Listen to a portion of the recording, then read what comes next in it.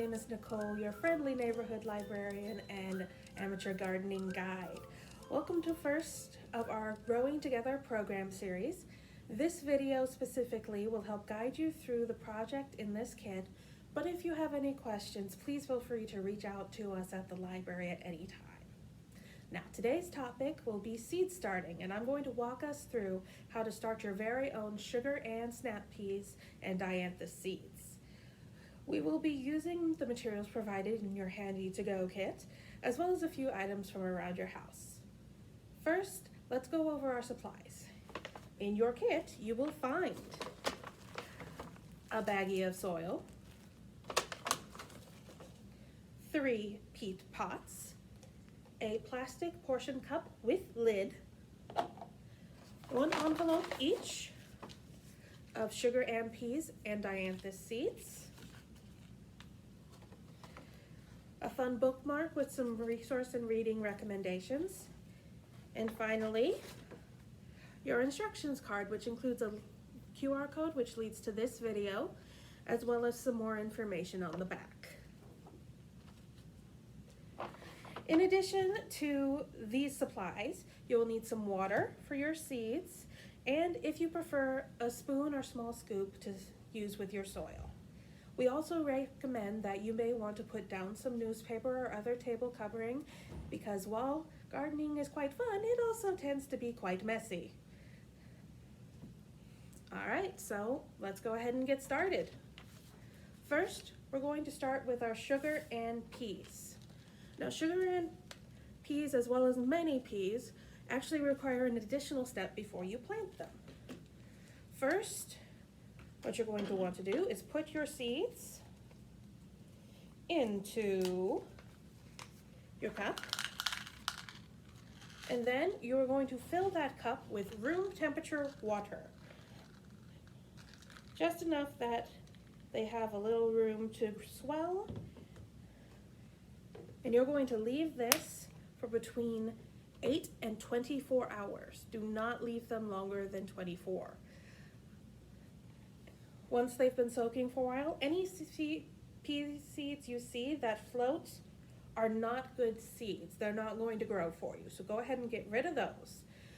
But any that stay at the bottom are good seeds. So once you've let them soak for the designated period of time, you will drain off the water, and then it's time to plant them. Seeing as I can't let you wait for that long, I went ahead and pre-soaked some seeds. So, our next step is planting. First, you're going to fill your peat pot with some soil. And this is where we tend to get messy.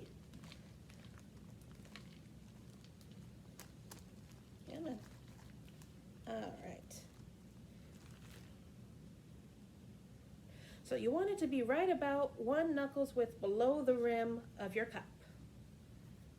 Then you're going to take your pinky finger and you are going to make 2 or 3 holes in your pot, just like that. Then you take your seeds. Come on. They can be a little slippery, so be careful with them. And then you put them right into the soil.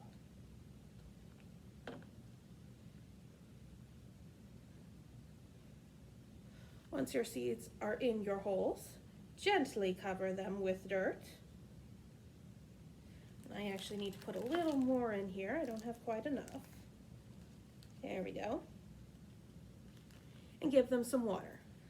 Now, peas prefer soil with really good drainage, so you want to make sure you're not packing the soil in too tightly. So now we're going to give our seeds a good dose of water. Oop, a little too much of a dose of water there. And then you can set it off to the side. Now,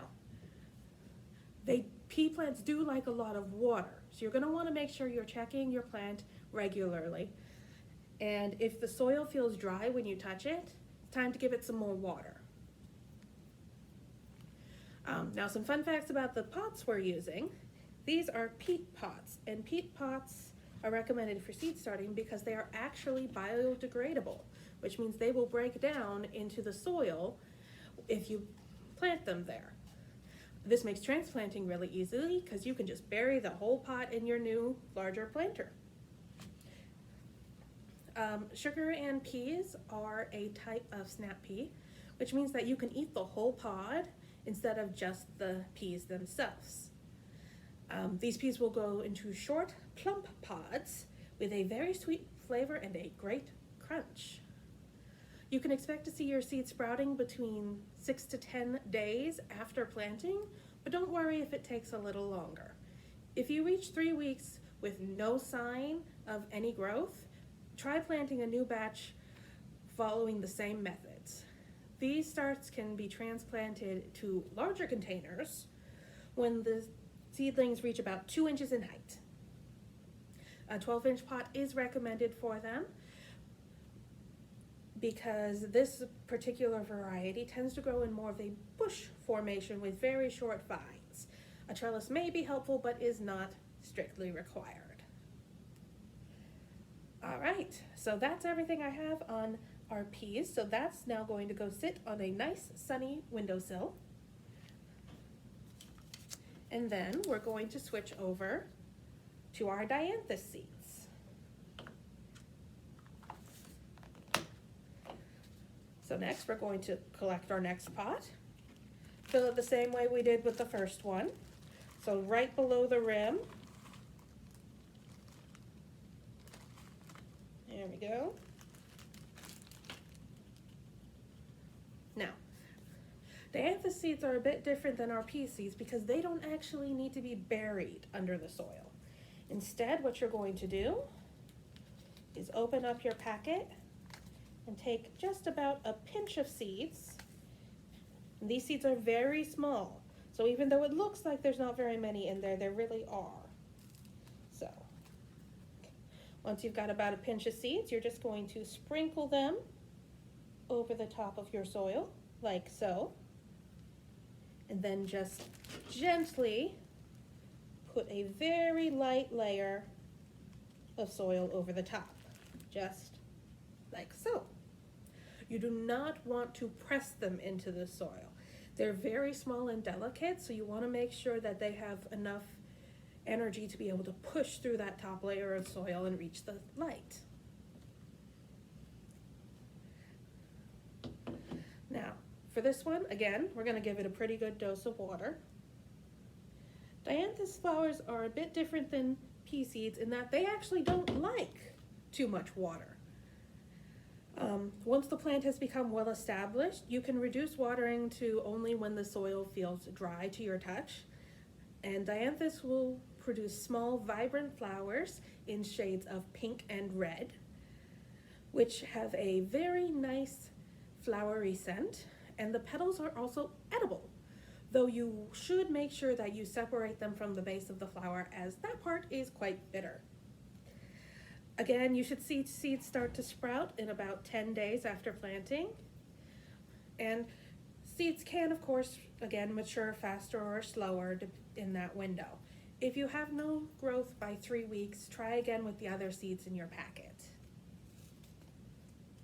Now that we have our seeds all planted, our last step is to place them somewhere where they can get the light they need. A windowsill is a great option for this, but if you don't have any windows where you live, you can also use a small plant grow light, and they will be just as happy. Just remember that sometimes you may need to rotate your pots so that they grow straight up instead of leaning over towards wherever your light source is. Again, thank you all for joining me. For more information on gardening, you can search our digital resources on Libby and Hoopla, or browse our wide selection of print resources. If you are interested in planting more seeds, be sure to check out our seed libraries located at the Garish Public Library in Girdwood and the Mountain View branch in Anchorage itself. Our staff there are happy to help you choose plants that work best for your growing conditions and circumstances. Be sure to check back in June for our next part in the series of our Growing Together program. And last but not least, of course, I'd like to thank our partners at the Municipality of Anchorage's Solid Waste Services, Anchorage Museum, Anchor Gardens, Alaska Botanical Garden, and the UAF Cooperative Extension Office here in Anchorage. We look forward to seeing you next time, and happy reading!